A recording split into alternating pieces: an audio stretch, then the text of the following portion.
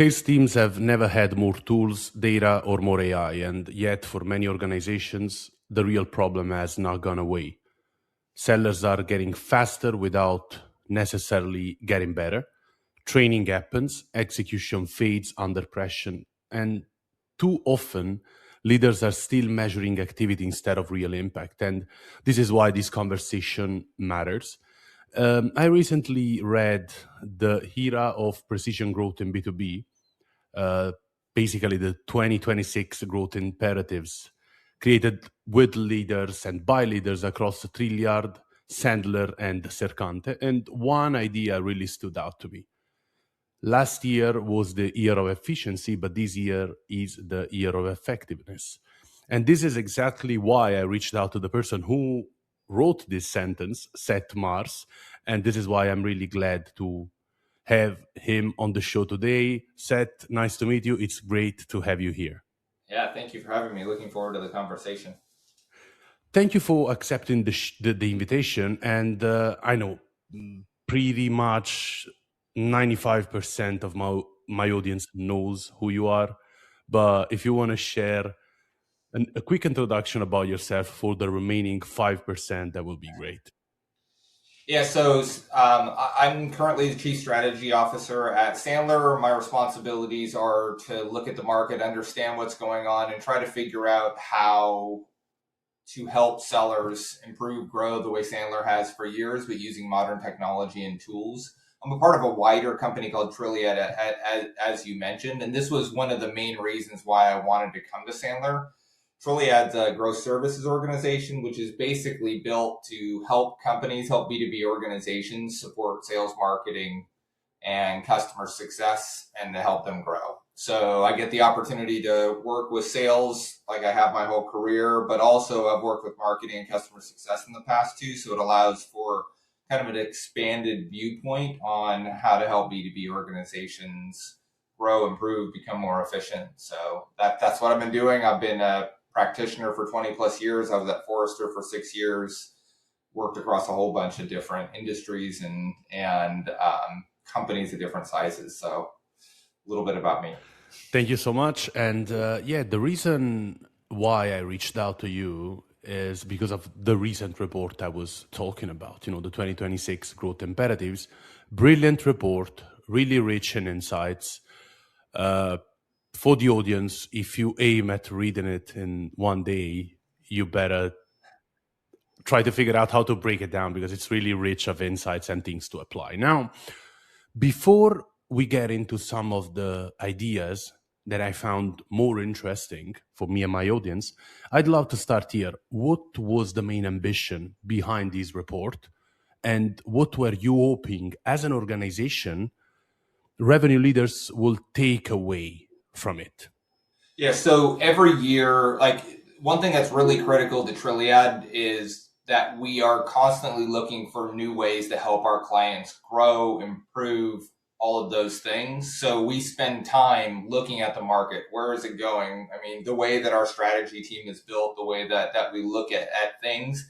And we think we look at it in a very different way in that we very much focus on sales, marketing, and customer success. You could see it in that article. There's a marketing focus, there's a tech lens too with our Sercante business. That's also part of Trilliad, and then the Sandler side of things. So it's always we do these every year, and the idea is to try to find 2 or 3 core concepts that we could bring up, show, and talk to with our customers and anybody who's struggling or looking to grow in B2B, to try to help them think beyond kind of where you are today to where you want to go, and give you some tools and insights that'll help guide you. And yeah, so that's the core reason for the report. Let's start from the line of yours that I found, extremely actual. In the report you write, last year was the year of efficiency, this year is the year of effectiveness. If sellers can do more of the same bad behaviors faster, that does not drive growth. Effectiveness is what turns efficiency into real results. So too many teams are still mistaking speed for real progress. In your view, what are the bad sales behaviors companies are getting better at accelerating without improving any outcomes, and why? So I'll give you one example. The biggest example that I have that is account research. So account research has typically been very labor intensive. And I would say for most sellers who haven't adapted to what's available to you with AI, it's still very labor intensive. But those who have adapted, what they've done in a lot of cases is just figured out that I could ask an AI agent to create a very pretty looking document that has tons of information on their accounts, tons of information on their contacts. So now you're starting to see all sorts of stuff. Like I talk to sales leaders and like, yeah, my sales rep, I asked them what's going on in the account and they forward me 100-page report on the account. Or I asked them what's going on in the account. I have this very pretty PowerPoint slide, but then I ask my seller detailed questions about how they're going to apply that research. And it turns out they didn't even read their own reporting that they put together. So sellers have been able to create what looks like rich account details. So they've perpetuated that, a lot more research, but they're almost getting dumber on their accounts because they think that if you go back, that was 80% of the work back then, right? Like, and by the way, when you had to grind through creating that, you were learning as you went. So the grind actually made you an expert on that account, made you an expert on that contact. Now when I can go into tools and say, tell me about this account and give a list of everything I need, I now have it, but I don't understand it because I've taken no time to actually learn. So that's to me, one of the best examples of just how you're perpetuating more and actually delivering less. You're less smart about your customer walking in, but you have a cool report that says all this stuff, but you haven't assimilated it in a way that you normally would as a seller. So yeah. So basically, we are perpetuating a lie that allowed us to fake reports, so we can get rid of the admin and focus on selling. That is my view, and this is what probably most of us have been doing in the last, 8 years, probably. So we're pretty much there. And I think that the report, in my view, makes another important distinction, that the problem is not sales training by itself, but it's translating sales training into execution under pressure. I want to know from you, based on your experience, your report, whatever other source you wanna quote, why is that such a big challenge for sales teams due to that sales training has been around forever and we should have been able to translate some kind of guidelines into perpetual execution? So what's wrong?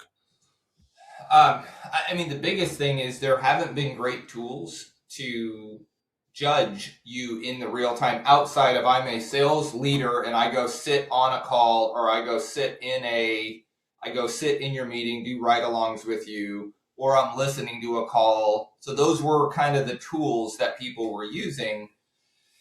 There wasn't anything to actually make sure you perpetually did that. Also, so it just made it so when it was very episodic rather than continuous. So tools today are going to allow you to actually judge in the moment. So when you think of like an assessment, which is the way most companies did, a best practice, and it's still a best practice today, is a company would do an assessment of their sales team before, then they would do an assessment a year later to say how did they perform and how did they learn, what did they retain, and then they'd have some guidance of a measure that would go along with that.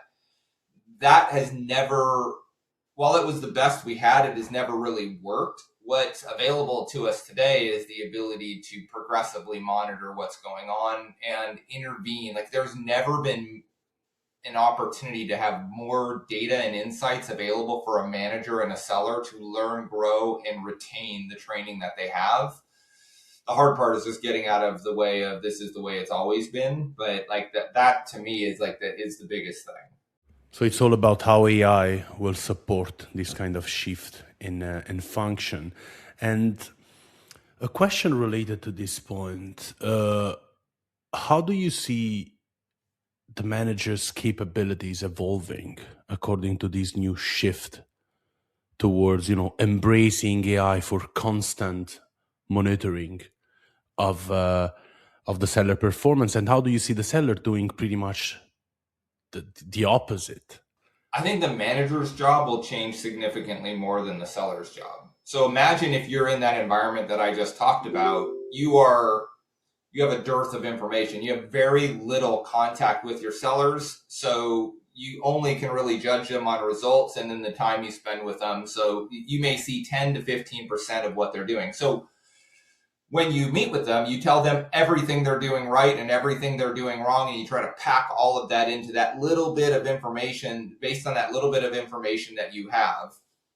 Now flip that and imagine that instead of you having visibility to 10%, I have visibility to 70%, which, by the way, is very much possible. You can see, analyze, and understand with modern tools at least 70% of the interactions that your sellers have with buyers, if you include emails, phone calls, web conferencing, all of that stuff. So now you're in an environment where you have significantly more information, yet many managers still operate in the environment where they have very little information.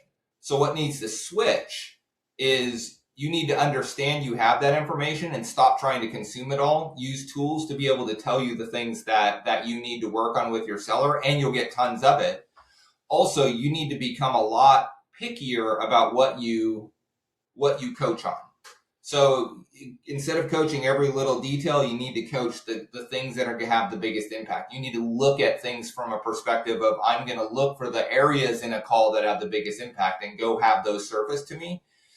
So you're focusing on the macro highest opportunity for change and for improvement areas. And then you need to also coach your sellers to be coaches of themselves for all the other stuff.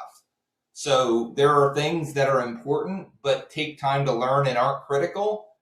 You need to give your sellers moments to go do that yourself and only go do that themselves, and only intervene when they get to a point where they just haven't learned it 3, 4, 5 times. They keep making the same mistake. That's when you get into a coaching session. Hey, we've been talking about this tactic you're supposed to execute on calls, and I've noticed that in the last 8 calls, you haven't done it.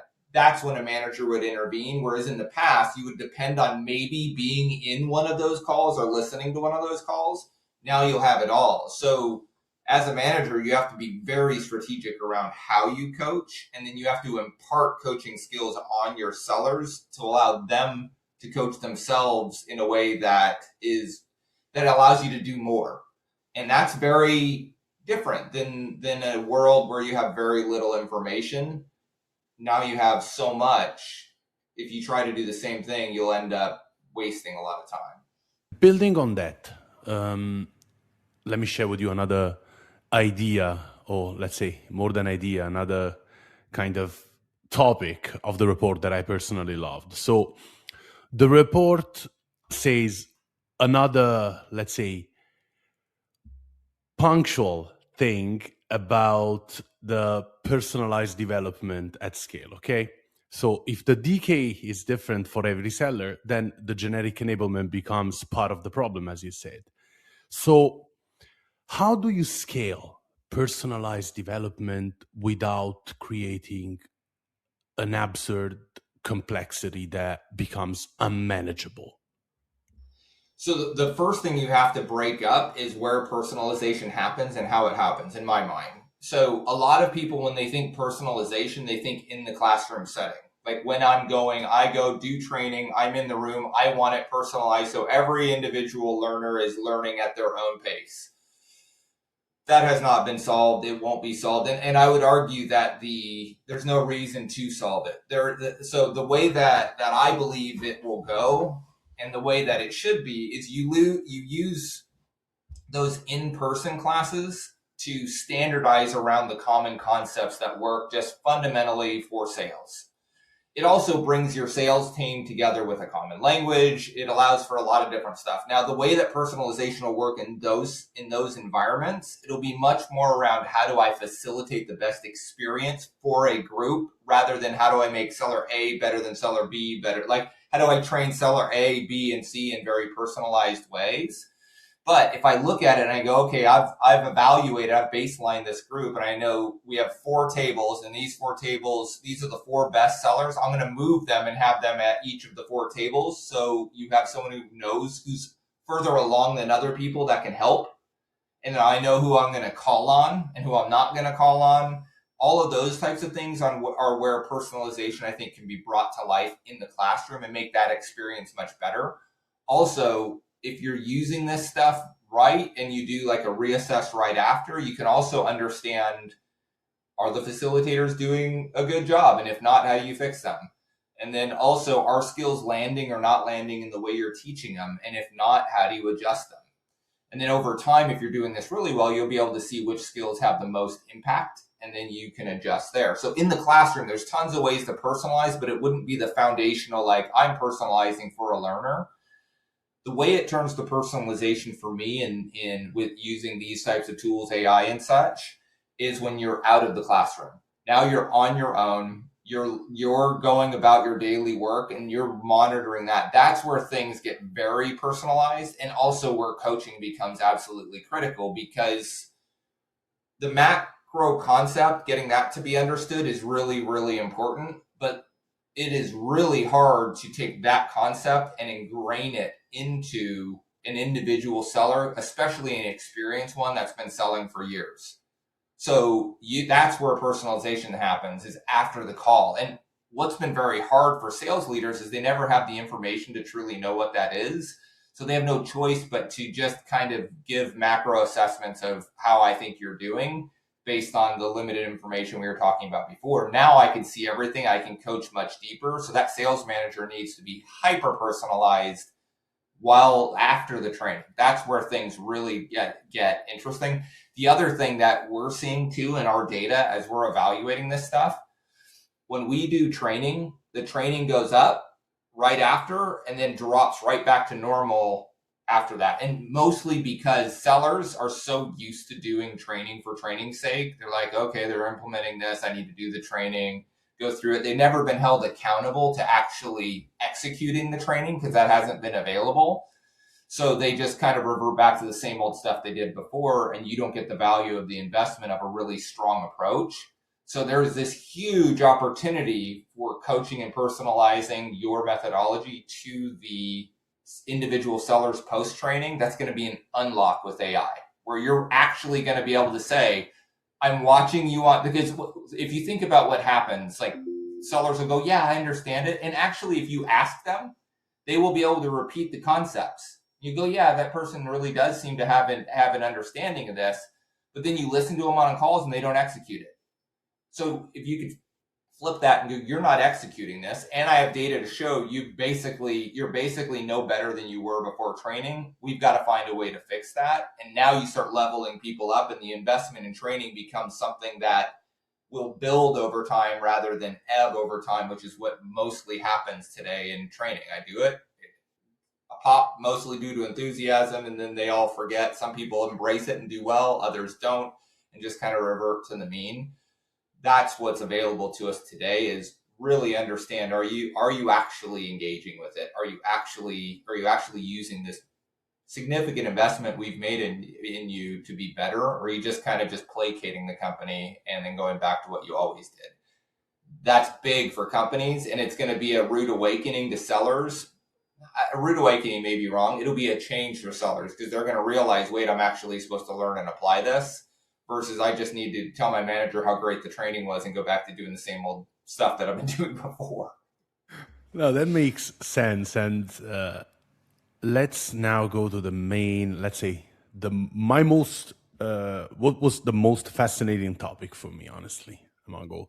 And you gave us a few hints now talking about investments, because one thing seems clear to me reading the report is that now sales has to prove the sales performances to the CFO. So it's not only us sellers that have to prove the financial, let's say, solidity of our solution to a CFO who wants to buy it, but now sales leaders have to do pretty much the same with companies' CFOs, so with internal CFOs.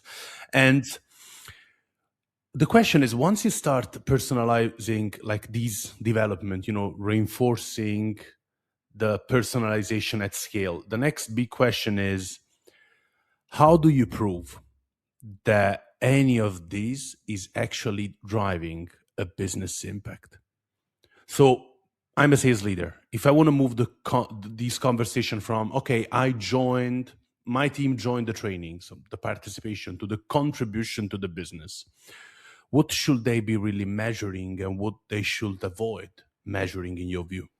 Yeah, so a couple things on that. So to me, the measuring piece, there's two components to properly, if you want a CFO to buy in, you as an organization, us as Sandler, we have to be willing to put our training in front of the results, which is actually quite scary, right? Because it's never been really measured. You just kind of, and then if your company happens to have a good year afterwards, it gets attributed. A bad year, it doesn't.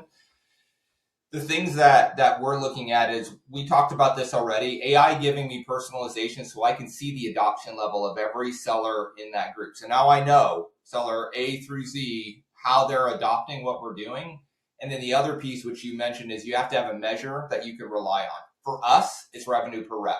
Now, we're going to calculate it in different ways because it gets complicated, but we believe revenue per rep is the right number, normalized to your individual roles and that type of stuff and the timelines and all that. But that gives you a ranking of how your sellers are performing, which you want to do before you start training. And then we want to rigorously apply your adoption of the training to the results that each individual seller has on a rolling 12 months and monitor that over time to be able to see and make adjustments to understand what's going on. Because at the end of the day, we fundamentally believe if you adopt what we teach you, that you will have better results than your peers. That is very different than the way training has been measured in the past, which has been like this macro, did my company do well or did my company not do well?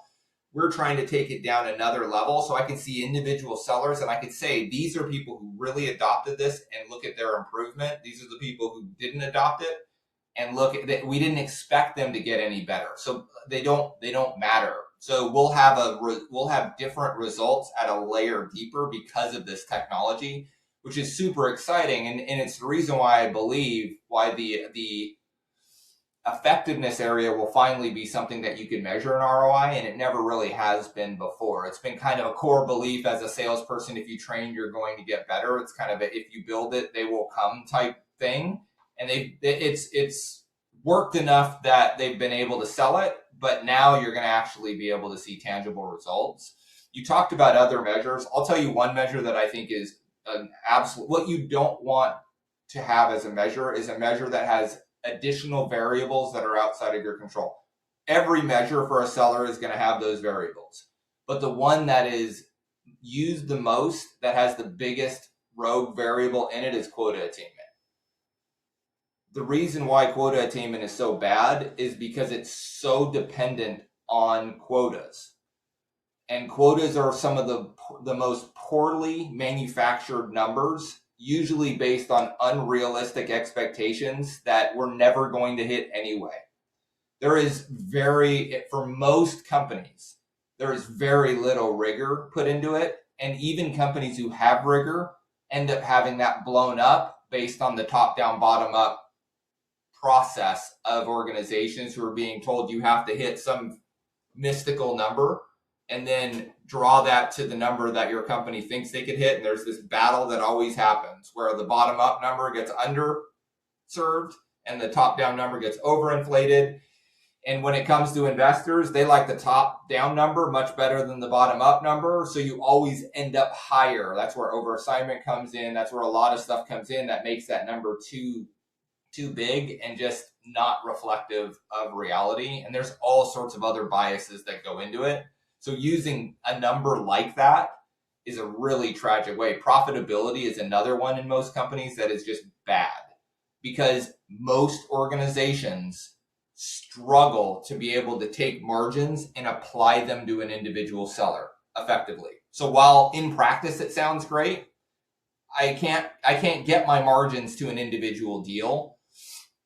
Also, most sellers don't, if you're in an organization and you're saying we're doing profitability and this should be the way we do it for a seller, and they have a schedule of authorizations that gives them very little leeway over the margin control, then you're basically double restricting the seller and the company. So it's a worthless measure. So there's like, that's why when we look at it, we really believe like revenue per rep. If I start and I can on average move your revenue per rep up, I have tangibly impacted your business. And I think you're also seeing that with AI in general. The hottest number for performance in a company is revenue per employee. That's a constant number that is being actually ratcheted up more than ever before. It used to be that employees grew in line with your growth. Now you're seeing this lever being pulled to try to get more growth with less employees. I think that we are pretty much at the end of this episode. I just have one last question for you, Seth, because that was really, I thank you, for joining. That was really insightful. But I would like you to leave the audience with a kind of final remark, as a final thought. If a CRO, a sales leader, whoever else listening to this wants to take one meaningful step in the next 90 days to be way more effective and way less efficient, where they should start from? Number one thing is psychological, and it's fairly simple to say and very hard to do. You have to be willing to hold yourself accountable and to drive ROI from your training. And that has been a very hard thing, and there's been done bunches of workarounds around that. But ROI means I'm actually moving a tangible number that I can physically see. It doesn't mean that I count the number of training courses that were accepted. It doesn't mean that I manage any of the individual things. It means I'm investing in training, and I'm going to build a tangible ROI structure that has a variable. We recommend revenue per rep, and then ties that all the way back to your individual sellers, so you can see the people who are using it to drive growth, and then also see the ones that aren't. So you have tangible by seller ability to move the company forward with better results by using the effectiveness tools that you have available to you. 60 days, you need the basically to say we are going to measure ROI. It will be a tangible number. Let's go figure out how to do it. I'm not accepting that we're just going to assume it works. We're going to find a way to do it. And if you have all the tools are available to make that real, where they haven't been in the past.